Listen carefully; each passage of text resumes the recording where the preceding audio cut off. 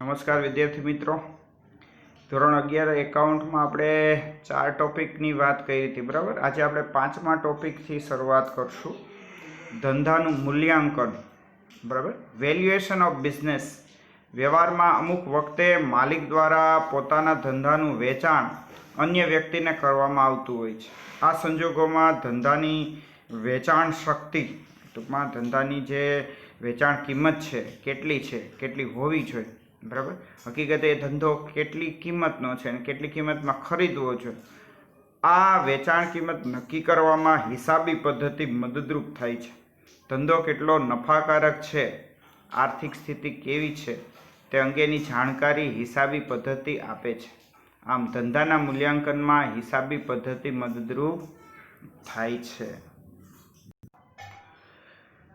ધંધાનું મૂલ્યાંકન, ધંધામાં જે પેઢીને જ્યારે આપણે વેચવી હોય કે પેઢીમાં નવા ભાગીદારને દાખલ કરવો હોય કે પેઢીમાંથી કોઈ ભાગીદારને છૂટો કરવો છે ત્યારે ધંધાનું મૂલ્યાંકન જરૂરી છે. બરાબર. ધંધો કેટલે અંશે નફાકારક છે, કેટલે અંશે ખોટ થાય છે, આર્થિક સ્થિતિ કેવી છે, ધંધા ઉપર દેવા કેટલા છે. બરાબર. આ બધી જાણકારી તો કે હિસાબી પદ્ધતિ આપે છે. ધંધાના 5 વર્ષના હિસાબો જુઓ તો ખ્યાલ આવી જાય ધંધો કઈ સ્થિતિમાં છે. આમ ધંધાના મૂલ્યાંકનમાં હિસાબી પદ્ધતિ મદદરૂપ થાય છે. ત્યાર પછી છઠ્ઠું છે નિર્ણય ઘડતર, ડિસિઝન મેકિંગ. ધંધાના સ્વરૂપો એકાકી વેપારી, ભાગીદારી પેઢી, કંપની દ્વારા પોતાના હિસાબો તૈયાર કરવામાં આવે છે. ખાસ કરીને કંપનીના હિસાબોનો ઉપયોગ જુદા જુદા પક્ષકારો જેવા કે લેણદારો, શેરહોલ્ડરો, રોકાણકારો દ્વારા પોતાના રોકાણ અંગેના નિર્ણયો લેવાના ઉપયોગમાં આવે છે. હિસાબી પદ્ધતિ નિર્ણય ઘડતરમાં ખૂબ જ અગત્યની ભૂમિકા ભજવે છે. અહીંયા ડિસિઝન મેકિંગ એટલે કે નિર્ણય ઘડતરની વાત કરી છે. બરાબર. ધંધાના જુદા જુદા સ્વરૂપ છે. એકાકી વેપારી. એકાકી વેપારી કોને કહેવાય? જે ધંધો એક જ વ્યક્તિ ચલાવતી હોય, એક જ વ્યક્તિ હિસાબ કિતાબ રાખતી હોય, એક જ વ્યક્તિ માલ લાવતી હોય, વેચતી હોય. બરાબર. બધું જ કામ એક જ વ્યક્તિ દ્વારા થતું હોય. હા, ક્યારેક બીજાની ટૂંકમાં મદદ લઈ શકાય, પણ ધંધાનું સમગ્ર સંચાલન એક જ વ્યક્તિના હાથમાં હોય તો એ એકાકી વેપારી કહેવાય છે. બરાબર.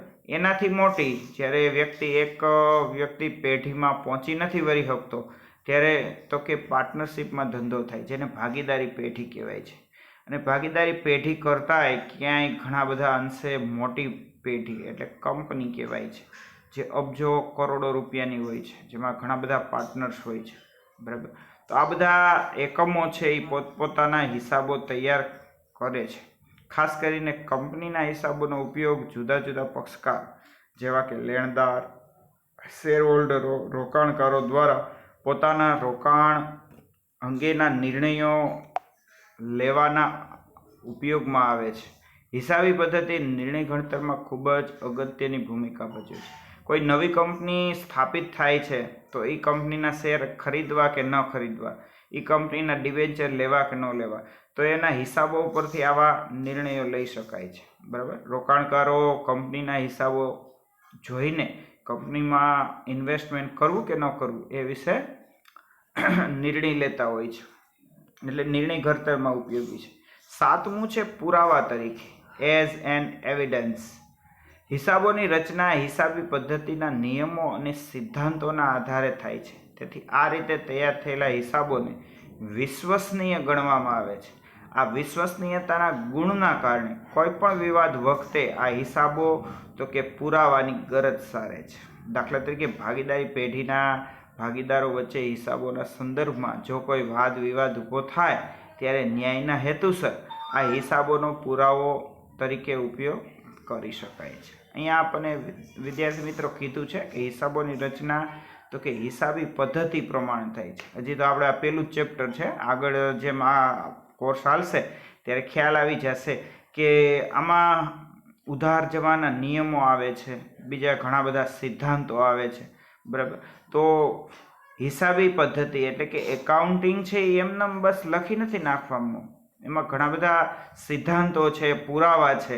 આ સિદ્ધાંતો અને પુરાવાના આધારે તો કે આ એકાઉન્ટિંગ પદ્ધતિ લખાય છે. બરાબર. તો એના માટે ઘણી બધી જે પ્રોસેસ કરવી પડે છે, ઘણી બધી પ્રક્રિયાઓમાંથી પસાર થવું પડે છે.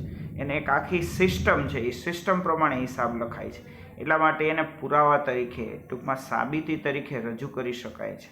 ઘણીવાર ઇન્કમ ટેક્સ વિભાગ પણ એમ કે તમારો આટલો ટેક્સ થાય છે, તો તમે એની સામે ટૂંકમાં દાવો કરી શકો, નહીં આટલો ટેક્સ નથી થતો, આટલો જ થાય છે. બરાબર. તો એ રીતે હિસાબ પુરાવા તરીકે થઈ શકે છે. આ સિવાય ભાગીદારી પેઢીમાં એક ભાગીદારને જો બીજા ભાગીદાર ઉપર ટ્રસ્ટ ન હોય, વિશ્વાસ ન હોય, તો આ હિસાબોના આધારે ટૂંકમાં ભાગીદારી પેઢીના હિસાબો દેખાડીને પણ કહી શકાય કે ભાઈ જો જે તે ભાગીદારના હાથમાં આટલો નફો આવે છે. બરાબર. અને આ વસ્તુ છે એ કોર્ટે પણ માન્ય રાખવી પડે અને જે તે ભાગીદારે પણ માન્ય રાખવી પડે. એટલે જો જે ટૂંકમાં ભાગીદારી પેઢીમાં બે પ્રકારના પાર્ટનર હોય છે, એક સ્લીપિંગ પાર્ટનર ને એક એક્ટિવ પાર્ટનર. એક્ટિવ પાર્ટનર જે ધંધો ચલાવતો હોય એની ઉપર જો સ્લીપિંગ પાર્ટનરને ટૂંકમાં વિશ્વાસ ન હોય તો આ હિસાબોના આધારે એને વિશ્વાસમાં લઈ શકાય છે. બરાબર. ત્યાર પછી 8મું છે ભૂતકાળની કામગીરી સાથે તુલના, કમ્પેરિઝન વિથ પાસ્ટ ઓપરેશન. બરાબર. હિસાબો એટલે હિસાબી પદ્ધતિના નિયમો અને સિદ્ધાંતોમાં ફેરફાર થતા નથી. બરાબર. નિયમો અને સિદ્ધાંતો એ જ રહે છે, વર્ષ બદલાય છે. બરાબર. નિયમો બદલાય છે. પહેલાં તમે જોતા હતા વેટ હતો, હવે જીએસટી આવી ગયો છે. બરાબર. ભલે કર માળખું બદલે પણ જે એકાઉન્ટિંગના જે નિયમો છે એ નિયમો બદલાતા નથી, સિદ્ધાંતોમાં ફેરફાર નથી થતા. આ કારણસર ધંધાની વર્તમાન કામગીરી એટલે કે નફાકારકતા કે આર્થિક સ્થિતિને ભૂતકાળની કામગીરી સાથે સરખામણી કરીને ધંધાના વિકાસ અંગેની જાણકારી હાંસલ કરી શકાય છે. ધંધો છે એ વિકાસ કરી રહ્યો છે કે પીછેહટ કરી રહ્યો છે, એના આગલા હિસાબો અને અત્યારના હાલના હિસાબો છે એને સાથે રાખીને એની કમ્પેરિઝન કરીને જાણી શકાય છે. જો વિકાસ ન થયો હોય અથવા અપેક્ષા કરતાં ઓછો થયો છે તો ભવિષ્યમાં કઈ બાબતો અંગેનું આયોજન કરી શકાય, ભવિષ્યમાં કઈ બાબતોનું ધ્યાન રાખવાનું છે. બરાબર. આ ઉપરાંત હરીફોના હિસાબો સાથે પણ તુલના કરવી હોય તો થઈ શકે છે કે હરીફો છે એ કેટલા આગળ છે. બરાબર. તો ખ્યાલ આવે એ પ્રમાણે કાંઈ આયોજન બનાવવું હોય, પ્લાનિંગ બનાવવું હોય કે પછી કાંઈ એના માટે ચર્ચા વિચારણા કરવી હોય તો થઈ શકે. એટલે હિસાબો છે એ ભૂતકાળની કામગીરી સાથેની તુલના પણ કરી શકાય.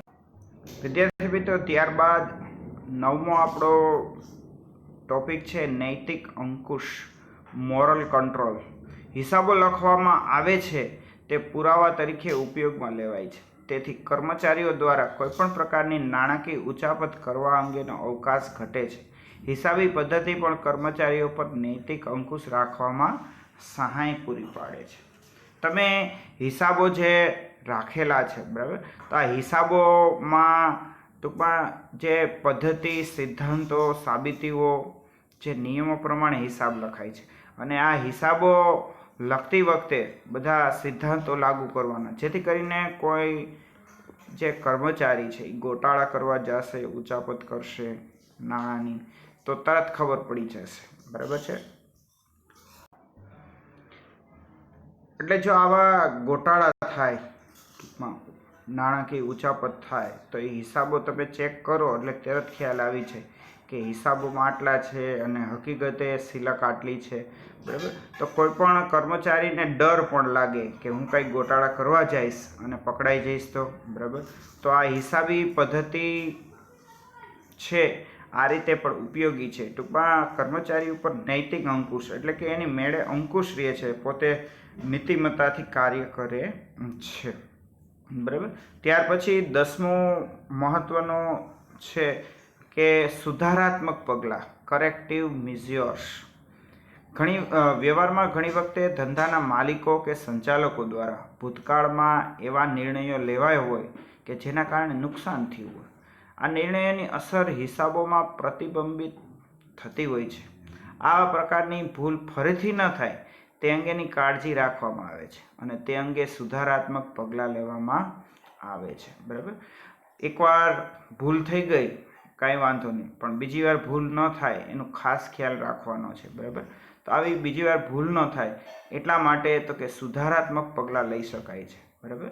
જૂના હિસાબો ચેક કરીને કે ભાઈ કઈ રીતના નિર્ણયો લીધા હતા, શું કર્યું હતું, તો એના આધારે તમે એ નિયમોમાં ફેરફાર કરીને ટૂંકમાં જે ભૂલ રિપીટ ન થાય એટલા માટે તમે કાળજી રાખી શકો છો. બરાબર. પણ આ હિસાબો હોય તો કે કોના કારણે નુકસાન થયું એ પગલાં લેવા શક્ય બને છે. બરાબર. સામાજિક વિજ્ઞાનના અંગ તરીકે હિસાબી પદ્ધતિ પોતાનું અલગ સ્થાન ધરાવે છે. હિસાબી પદ્ધતિ અગાઉ જણાવ્યા પ્રમાણે પોતાના નિયમો અને સિદ્ધાંતોના આધારે કામગીરી બજાવે છે. સમાજમાં થતા પરિવર્તનોના કારણે અથવા નિયમો કે સિદ્ધાંતોના નક્કી કરેલ ગુણોના કારણે અમુક પ્રકારની મર્યાદાઓનું સર્જન પણ થતું હોય છે. હિસાબી પદ્ધતિ પણ અમુક મર્યાદાઓ ધરાવે છે, જે હવે આપણે એની ચર્ચા કરીશું. અહીંયા આપણે કીધું છે કે સામાજિક વિજ્ઞાનના અંગ તરીકે હિસાબી પદ્ધતિ છે એક અલગ સ્થાન ધરાવે છે. હિસાબી પદ્ધતિ અગાઉ જણાવ્યા પ્રમાણે આપણને કીધું એમ આપણે ફાયદા તો જોઈએ એના, બરાબર, પણ કોઈ પણ વસ્તુ છે હંમેશા 100% સચોટ નથી હોતી. બરાબર. જેમ ફાયદા હોય છે એમ મર્યાદા પણ હોય છે. બરાબર. આપણે હિસાબી પદ્ધતિના ફાયદા તો જોયા, હવે આપણે તો કે હિસાબી પદ્ધતિની મર્યાદાઓ છે એ તપાસવાની છે. બરાબર. એમાં હવે પહેલી આપણી મર્યાદા છે હિસાબી પદ્ધતિની બિન નાણાકીય વ્યવહારો, નોન ફાઇનાન્શિયલ ટ્રાન્ઝેક્શન. હિસાબોમાં એવા વ્યવહારો નોંધવામાં આવે છે જેનું નાણાકીય મૂલ્ય આંકી શકાય છે, પણ એવા વ્યવહારો નોંધવામાં નથી આવતા કે જેનું નાણાકીય મૂલ્ય આંકી ન શકાય. બરાબર. નાણાકીય મૂલ્ય આંકી શકાય એવા વ્યવહાર તો કે માલની ખરીદી, તો 50,000નો માલ લીધો, 2 લાખ રૂપિયાનું વેચાણ કર્યું, બરાબર, 4 લાખ રૂપિયાની મિલકત વેચી અથવા ખરીદી, તો આ બધાની અસર છે એ હિસાબી પદ્ધતિમાં આપી શકાય છે. પણ ધંધામાં કામ કરતા કર્મચારીઓ કે એની પ્રમાણિકતા છે, એની વફાદારી છે, એની નિષ્ઠા છે, જેને લીધે ધંધો આટલો સક્સેસ થયો છે, તો આવા જે વ્યક્તિના ગુણો છે એ ધંધાના વિકાસમાં એક મહત્વની ભૂમિકા ભજવે છે. તમે ગમે એવું સારું આયોજન બનાવી લ્યો, બરાબર, ગમે એવા સારા યંત્રો વસાવી લ્યો, પણ જો તમારો કર્મચારી વફાદાર, પ્રમાણિક, નિષ્ઠાવાન નહીં હોય તો એ ધંધો કોઈ દિવસ પ્રોફિટ નહીં કમાય. બરાબર. તો આ જે મહત્વના ગુણો છે એ ધંધામાં ક્યાંય એને મહત્વ અપાતું નથી. બરાબર. આ વિગતોનો ધંધાના હિસાબોમાં સમાવેશ કરવામાં આવતો નથી, તો આ એક એની મર્યાદા કહેવાય. હકીકતે આ વસ્તુને ધ્યાનમાં લેવી જોઈતી હતી. બરાબર. ત્યાર પછી બીજી મર્યાદા છે નાણાંનું સ્થિર મૂલ્ય, સ્ટેબલ વેલ્યુ ઓફ મની. હિસાબી પદ્ધતિની ધારણા છે કે નાણાંનું મૂલ્ય સ્થિર છે, પણ હકીકતે આ સાચું નથી. બરાબર. દાખલા તરીકે 5 વર્ષ અગાઉ 50,000માં ખરીદવામાં આવેલ મિલકતની પુનઃસ્થાપના કરવી હોય તો ફુગાવાના કારણે નવી આ જ પ્રકારની મિલકત 50,000 કરતાં વધુ રકમમાં ખરીદી શકાશે. હિસાબી પદ્ધતિ ધારણા કરે છે કે નાણાંનું મૂલ્ય સ્થિર રહે છે. વ્યવહારમાં આ શક્ય નથી. નાણાંના સ્થિર મૂલ્યની ધારણા એ હિસાબી પદ્ધતિની એક મર્યાદા છે. વિદ્યાર્થી મિત્રો, તમે એટલું વિચારો કે આજે તેલના ડબ્બાના ભાવ છે, શું 5 વર્ષ પછી તેલના ડબ્બાના ભાવ એ જ રહેશે? અત્યારે તેલનો ડબ્બો છે એ 1300 રૂપિયાનો હોય, 5 વર્ષ પછી 1300 રૂપિયાનો જ રહેશે? અત્યારે 20 કિલો ઘઉંનો ભાવ 463 રૂપિયા છે, તો 5 વર્ષ પછી 463 જ હશે? નહીં. મોંઘવારી વધે છે, દિવસે દિવસે ભાવો વધવાના છે, પણ છતાંય એકાઉન્ટિંગમાં તો કે નાણાંનું મૂલ્ય સ્થિર દર્શાવાય છે, જે હકીકતે એક ખામી કહેવાય, મર્યાદા કહેવાય. બરાબર છે. ત્રીજું છે ઐતિહાસિક વ્યવહાર બનાવો, હિસ્ટોરિકલ ટ્રાન્ઝેક્શન ઇવેન્ટ્સ. હિસાબી પદ્ધતિમાં જે વ્યવહારો બનાવો થઈ ગયેલા હોય તેમની જ નોંધ કરવામાં આવે છે. તેમાં થયેલ ભૂલોને સુધારી શકાતી નથી, પણ આ વિગતોનો ઉપયોગ ભવિષ્યમાં લેનાર નિર્ણયો માટે ઉપયોગી બને છે. અહીંયા આપણને કીધું છે ઐતિહાસિક વ્યવહારો બનાવો. બરાબર. એટલે હિસાબી પદ્ધતિમાં જે વ્યવહાર થઈ ગયા તેની નોંધ કરવામાં આવે છે, જે વ્યવહાર થયા નથી એની નોંધ કરવામાં આવતી નથી. જે અગાઉ ભૂલો થઈ છે એને સુધારી શકાતી નથી. બરાબર. તો કે ભવિષ્યમાં જે નિર્ણય લેવાના છે તેના માટે એ ઉપયોગી બનવું જોઈએ એટલું એ ઉપયોગી બનતું નથી. બરાબર. ત્યાર પછી ચોથું છે બજાર કિંમતની અવગણના. અવોર્ડન્સ ઓફ માર્કેટ વેલ્યુ, ધંધાની મિલકતોની કિંમતમાં અવારનવાર ફેરફારો થતા રહે છે, તેમની બજાર કિંમત બદલાતી રહે છે. હિસાબી પદ્ધતિમાં બજાર કિંમતની અવગણના કરીને ફક્ત ખરેખર પડતર આધારિત નોંધો જ કરવામાં આવે છે. હકીકતે જે બજાર કિંમત થવી જોઈએ, મળવી જોઈએ, એ બજાર કિંમત મળતી નથી. બરાબર. તો આ બજાર કિંમતની અવગણના થાય છે અને બજાર કિંમત હંમેશા બદલતી રહેતી હોય છે, સ્થિર નથી હોતી. બરાબર. તો બજાર કિંમતની સાથે સાથે તો કે એની જે પડતર કિંમત છે એ પણ અસર પામતી હોય છે. ત્યાર પછી પાંચમું છે અંદાજોનો ઉપયોગ, યુઝિસ ઓફ એસ્ટિમેટ્સ. હિસાબી પદ્ધતિમાં સખમંદ લેણા, અનામત, ઘાલખાત અનામત જેવી બાબતોની અંદાજિત ગણતરી કરવામાં આવે છે. જો અંદાજોમાં ભૂલ હોય તો તે ભૂલ હિસાબોમાં જોવા મળે છે. જોકે આ પ્રકારના અંદાજ ભૂતકાળના અનુભવોના આધારે અને તાર્કિક રીતે કરવામાં આવે છે, તેથી ભૂલોનો અવકાશ ઓછો રહે છે. બરાબર. એટલે અંદાજોનો ઉપયોગ થાય છે કે આમ થશે તો આમ થઈ જશે, આમ થશે, પણ હકીકતે હંમેશા અંદાજો સાચા પડતા નથી. બરાબર. અંદાજો હંમેશા સાચા. તમે અહીંયા ઘાલખાત અનામત શબ્દ આપ્યો છે. વિદ્યાર્થી મિત્રો, ઘાલખાત અનામત તમારા માટે નવો શબ્દ છે. હવે આપણે જ્યારે એકાઉન્ટની એન્ટ્રીઓ કરશું, એકાઉન્ટના દાખલા ચાલુ કરશું, તો એમાં એક શબ્દ આવે છે ઘાલખાત. ઘાલખાત કોને કહેવાય છે? તો કે જ્યારે આપણે કોઈ પાસે 20,000 માગીએ છીએ તો આપણે એવું માનીને ચાલવાનું કે ભાઈ 20,000માંથી તો કે 2,000 ઓછા આપશે. બરાબર. આવો એક અંદાજો લગાડવામાં આવે અને ઘાલખાત કહેવાય છે, ઘાલખાત અનામત કહેવાય છે. હવે નક્કી ન હોય કે 2,000 ઓછા જ આપે, કદાચ એ 5,000 ન આપે, ભાઈ નથી મારી પાસે, ભાઈ આટલા જ છે, આમ છે, તેમ છે, કદાચ એ પૂરેપૂરાઈ દઈ દે, તો શું થાય કે તમે જે અંદાજ લગાડ્યો છે ખોટો પણ પડી શકે.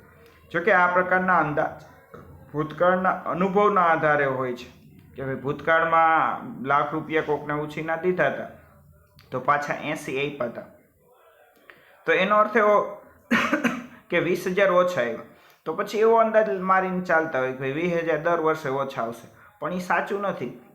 હંમેશા આ વસ્તુ સાચી બનતી નથી કે ભાઈ 20,000 ઓછા જ આવે, ક્યારેક વધારે ઓછા આવે, ક્યારેક ઓછા આવે. બરાબર. છઠ્ઠું છે બેવડા ધોરણો, ડ્યુઅલ સ્ટાન્ડર્ડ્સ. હિસાબોના બે અગત્યના અંગોમાં નફા નુકસાન ખાતું અને પાકા સરવૈયાનો સમાવેશ કરવામાં આવે છે.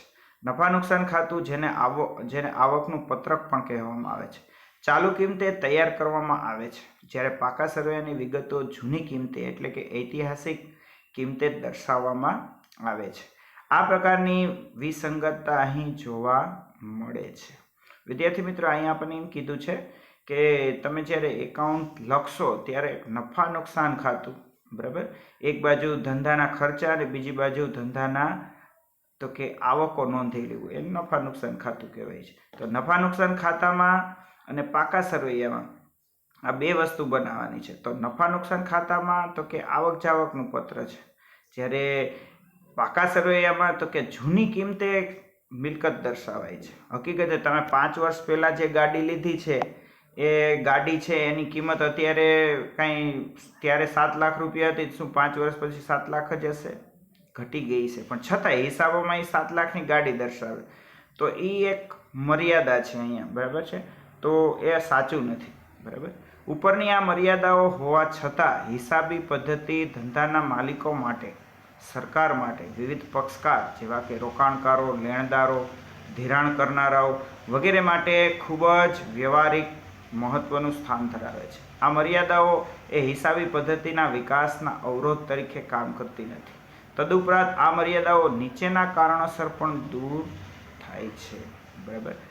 અહીંયા આપણને કીધું છે કે ભાઈ હિસાબી પદ્ધતિની મર્યાદાઓ છે, પણ છતાં મર્યાદાઓ હોવા છતાં તે ધંધાના માલિકો માટે ઉપયોગી છે. ખબર પડી કે આપણે ભૂતકાળમાં શું ભૂલો કરી જેથી કરીને ભવિષ્યમાં ભૂલો ન થાય. સરકાર માટે હિસાબો ઉપયોગી છે, કારણ કે કોની પાસે કેટલા કરવેરા ઉઘરાવવાના છે એની માહિતી મળે. જો કોઈ ટેક્સમાં ચોરી કરે તો પણ એ વ્યક્તિને હિસાબો ઉપરથી પકડી શકાય છે. વિવિધ પક્ષકાર જેવા કે રોકાણકારોને કઈ કંપનીમાં પૈસા રોકવા ન રોકવા એની ખબર પડે. લેણદારોને કોને વ્યાજે પૈસા દેવા, લોન ઉપર દેવા, તો એની ખ્યાલ આવે. ધિરાણ કરનારાઓને ખ્યાલ આવે કઈ કંપનીમાં ઇન્વેસ્ટમેન્ટ કરવું કે ન કરવું, બરાબર. એટલે આ બધી બાબતો છે એ ખૂબ જ મહત્ત્વની બાબતો છે. એટલે હિસાબોની મર્યાદા હોવા છતાં પણ એના ફાયદા પણ ઘણા છે. એટલા માટે અહીંયા તો કે એનું મહત્ત્વ વધી જાય છે. નમસ્કાર વિદ્યાર્થી મિત્રો, અહીંયા આપણે આજે આપણો વિડીયો છે એ પૂર્ણ કરીશું.